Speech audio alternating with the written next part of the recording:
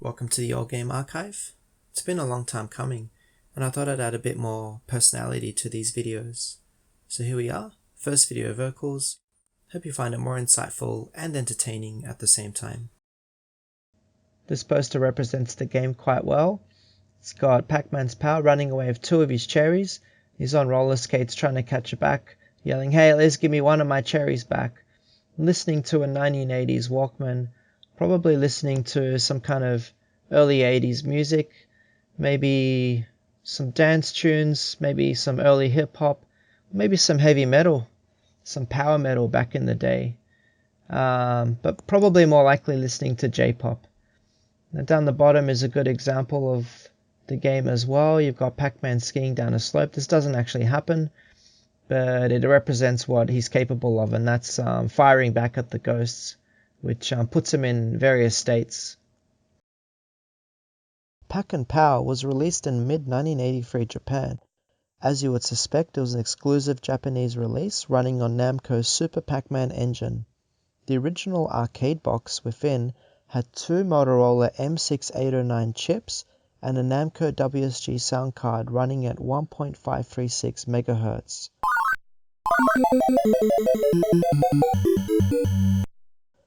Quite often this game was found in a standard upright cabinet housing with vertical screen setup, although some time ago I did see this game in a cocktail table format build, so it must have been released in a number of different formats in the market, especially in Japan. Now this game was eventually released in the US under the title Super Pac-Man Collection, a plug-and-play from 2006, and an official Japanese exclusive PC compilation released in 1998 as the Namco History Volume 3. Now, there were attempts to release this game for the American market under the name Pac-Man Chomp Chomp, which my US audiences will be most likely familiar with, as I don't get too many Japanese viewers, so if there are any out there, konnichiwa Pakku rando. Now this is one of the rarer Pac-Man arcade outfits to find outside of Japan, to the point where the only one I've seen in the US was a project by a fan who built one, and they had frustrated their options finding the decals and artwork, so they had to do it themselves. It's a pretty decent build that they managed to do.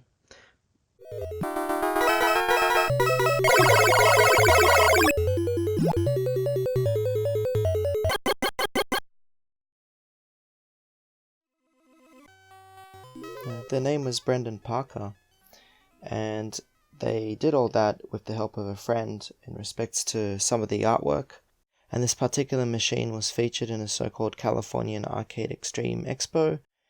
Probably get to see if you happen to find yourself at the right time in the state of California.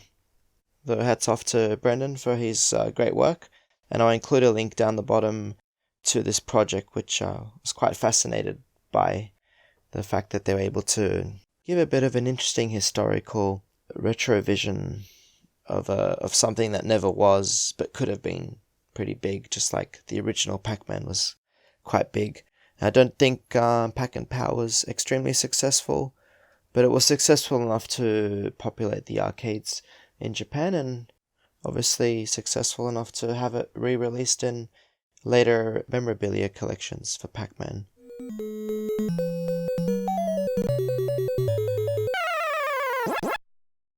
So meet Miru, the little green ghost. Is she? Yeah, I think so. She looks pretty feminine with that cute little bow tie on top of a ghostly head. She's Pac-Man's pal and a very helpful little friend at that. When Pac-Man flips the map's cards over, it will unlock the maze access to some of the objects depending on which object was randomized under the card at the time you flip it over. Pac-Man has then time to retrieve it, but if he's engaged and is chased by other ghosts, Miru will help out. And there she goes. Now she isn't too helpful when she picks up one of the power-ups, as then you have to chase her down around the map if you want to zap more ghosts and ultimately gain more points. The American International version uses Chomp Chomp rather than Miru, that looks a bit more like an English bulldog with a lighter mouth border, chubby white rounded body and odd brown patches. Chomp Chomp, known also as Musha Musha, First appeared in the Pac-Man animated series. Chomp Chomp appears also in later versions of Pac-Man, such as Pac-Land as a cameo.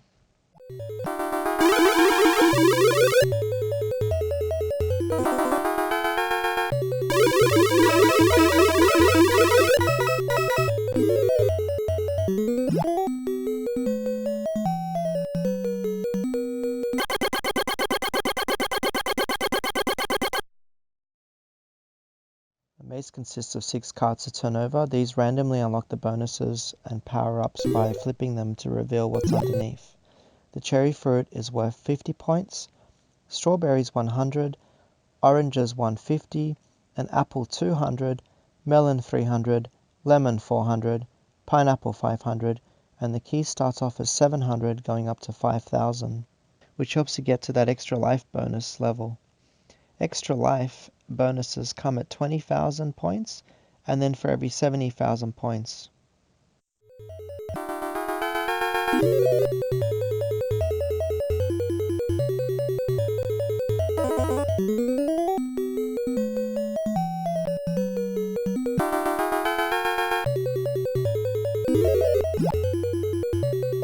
When you complete 3 of the power-up rounds, you progress to a bonus level, which they've called a rest level. Although sitting on one of the corners, the timer didn't expire, so it wasn't much of a rest level for me. The aim is to flip the cards over one by one. You gain points for each until you uncover Blinky, the red ghost, in which it then ends. So if you uncover Blinky first, it's also not much of a rest level.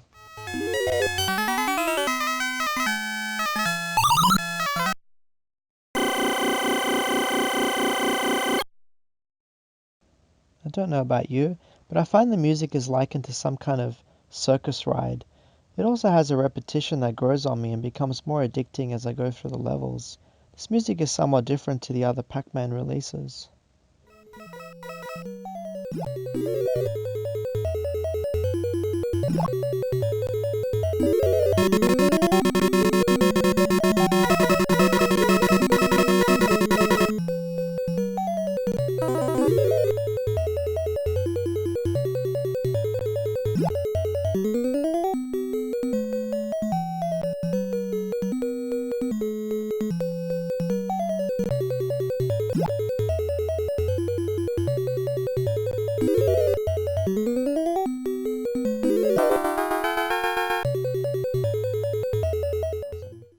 The first power-up is a Galaxian starship that fires a stun ray. This is reference to the capture mechanic from the game Galaga. The next power-ups are rally cars. Pac-Man exhausts smoke that makes the ghosts' eyes watery, making it hard for them to see and stops them right in their tracks. This is a reference to the car smoke from Rally X arcade game.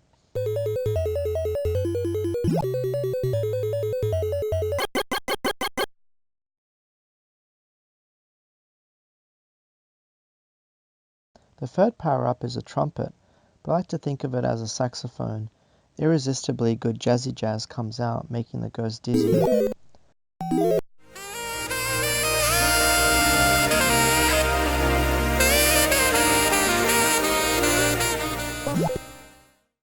The fourth option is a snowman, and unlike the skiing picture that depicts snow coming off the skis that covers the ghosts, Pac-Man shoots out the ice directly, which freezes the ghost temporarily.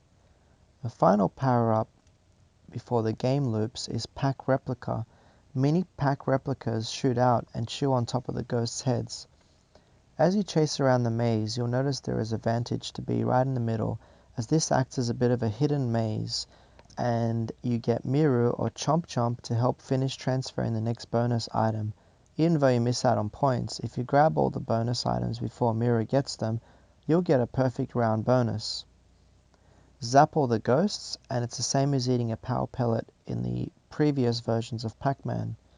They progress from 200, 400, 800, and for the final ghosts consumed, it's 1600. And in this case, the ghosts are not consumed, but overwhelmed by the power-up you've shot at them. I found it quite fun just shooting at the ghosts, and it's incentive to chase them around, because it's, especially if it's the jazzy jazz, I really like watching them going dizzy.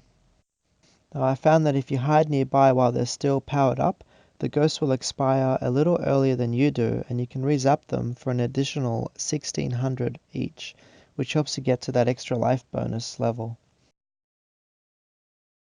So I think that pretty much covers most of the Pac N Pal maze areas, power-ups, and bonuses that are available. So now I'd like to show you the Pac N Chomp equivalent of the game, and the not so different differences between these two versions.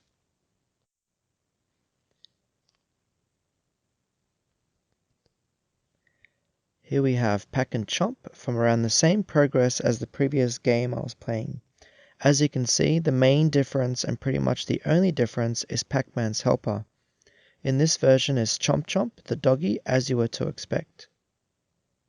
So just getting through, making it to the other bonus round, coming up as we've leveled out the 3 trumpets levels.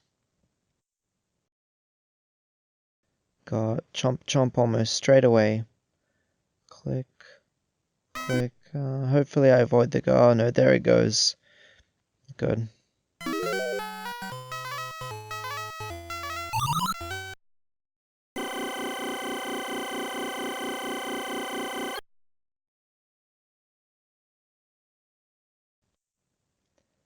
Chomp Chomp's running about.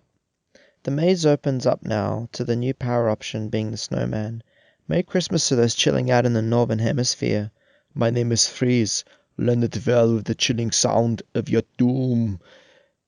You can remember where that quote's from? Yeah, Mr. Freeze, played by Arnold Schwarzenegger in Batman and Robin's 1997 movie.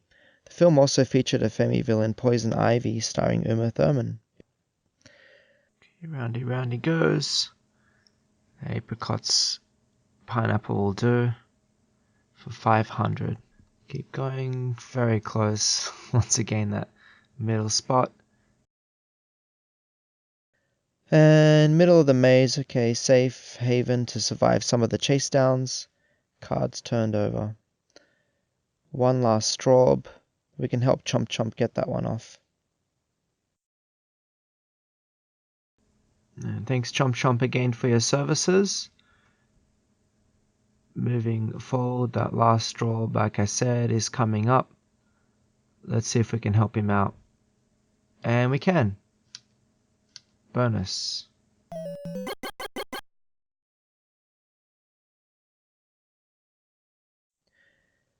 Another snowman level. So the same kind of thing. Snowman's worth 1,000 points, as you can see. Zap, zap, zap. Zap, zap, zap, Mr. Freeze. Got to react quick to get them to trap in the ice block. As you can progress through the levels naturally, the pace and urgency goes up in Pac-Man's game.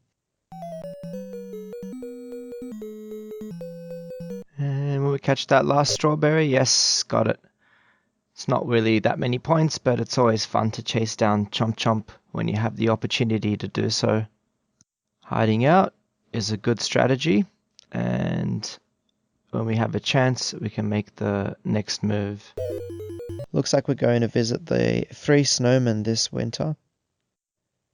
Winter is coming to the northern hemisphere while Santa visits both and has to upkeep his heavy coat, sweating profusely in the southern one. As I mentioned earlier, this variant Chomp Chomp was not a successful release, unfortunately. It did not get a major release in America, and from the number of reasons, I believe the main one could have been the issues and ties between Namco and Midway at the time. That's it. Zap, zap, zap, freeze, freeze. What's another analogy for this freezing? Let me think. Oh, I know. Sub-Zero. Flawless victory. I think not. Maybe these references got their ideas from this very game. Probably not. Chomp Chomp still running about, getting close. Ghosts get awfully close at this point. It's usually a struggle to try to evade them. And looks like I've got one more snowman left. Snowman power up. Zap, zap. Ice block. Doesn't last very long at this point in the game. A strawberry and a final key. Unlocked bonuses. Thank you very much. Rest level. Oh no, see, that's what I mean with the early rest level. Sometimes you get unlucky by getting on Blinky straight away. Now this is the power up where you get to see Pac-Man release little packs that chomp on their heads. I'm glad our little helper Chomp Chomp isn't exercising his talents right here.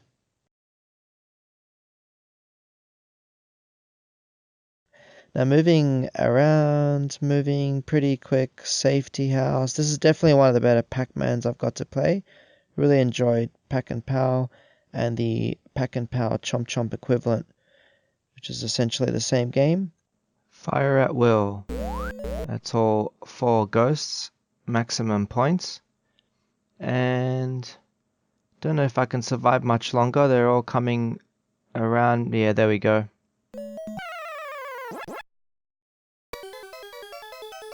So that's it. Thank you for watching the Old Game Archive channel.